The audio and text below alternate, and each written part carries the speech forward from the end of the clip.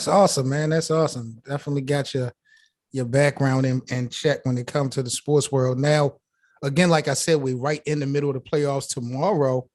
Game three between the Brooklyn Nets and the Boston Celtics going down in the Barclays Center. Celtics are up 2-0, JJ. Like, I got to talk to the bosses because I didn't really expect this. I like Boston chances from the jump, but I didn't expect to see Brooklyn struggle the way they have in these first two games. Kevin Durant in game 2, 0 for 10 in the second half, man. He's looking kind of shaky so far early on. What do you predict is going to happen tomorrow in Brooklyn, JJ, between the Nets and the Celtics? And can the Nets overall make a comeback in the series?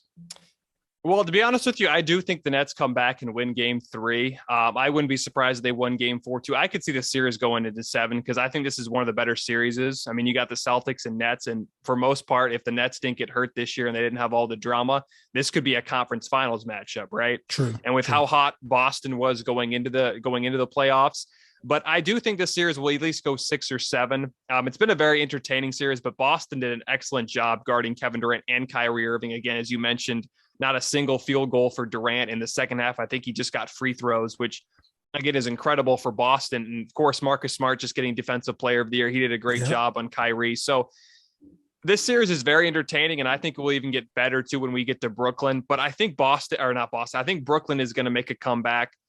And I would not be surprised again if this series went into 7 games. I think at least it's going to go into 6, but this is, I think, going to be one of the better series right now, at least in the first round. Yeah, I agree with you 1,000%, JJ. I think this is going to go, 7, maybe 6, depending on how this thing play out. But, when you look at it, I'm very impressed the way Boston is playing on both ends of the court. But the bigger picture, man, Boston just handled their business. They were both home games, so they won at home. They did their job, big deal. They're going to have to win on the road for people to really take them serious. So tomorrow, even though I think it's a must win for KD and the Brooklyn Nets, Boston has to show that what we saw was not an anomaly, at home, that they are ready to rock and roll on the road just as much as home. So I got Brooklyn winning tomorrow, but Boston is going to have to still show fight regardless, in my opinion. Yeah, I agree too. And like you said, Boston was hot going to the postseason, and they looked good the first 2 games. But again, you got to keep that going.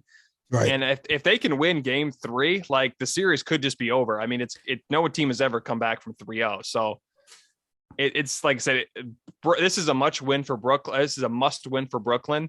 But, Boston doesn't necessarily have to win this game. But yeah, I think they do need to win at least game 3 or game 4 for people to really take them seriously. And I'm going to tell you why, JJ, as far as me, like I've never been sold that Brooklyn was going to win the whole thing because I've not really been sold on their defensive presence. I think we talked about this on your show. I feel like when the game slows down in the playoffs, becomes more of a half-court game, you get to study these guys, having to play them 3, 4, 5, 6, 7 times.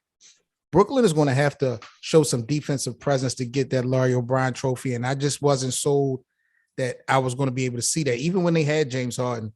Now when I'm watching Boston, man, I like Boston chances because when you watch the Celtics play, even in clutch, when the game's close, they don't rely on one man to try to get the job done or to get those guys over the hump.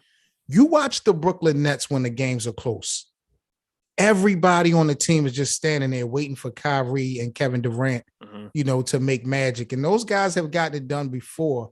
But when you got a team like Boston, who's just like next man up, anybody is ready to rock. Jaylen Brown, Jason Tatum, Marcus Smart willing to take shots, Al Horford willing to bang.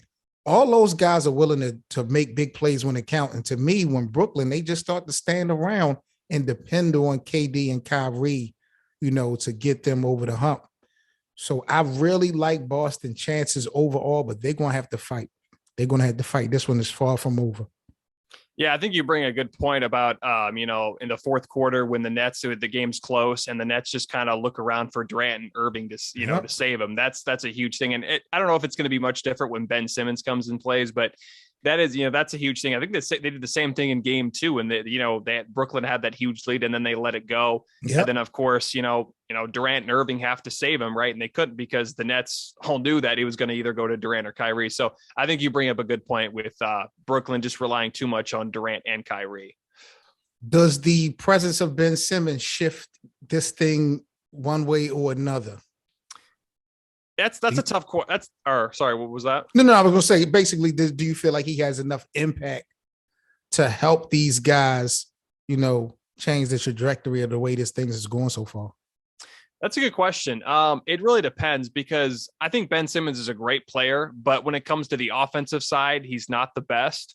And I always thought when he was in Philly, he shouldn't have been the point guard. He should have been like a 3 or 4. Right. And I think he's going to be that way in Brooklyn because they already have Kyrie, and then when Seth Curry is healthy. But that really depends. I'm not sure yet. I really haven't. I mean, Ben Simmons hasn't played at all this season, so I'd kind of have to see what he does. I think he's supposed to play in game 4. I might make a video about that here soon. So that's a great question. I don't really know exactly.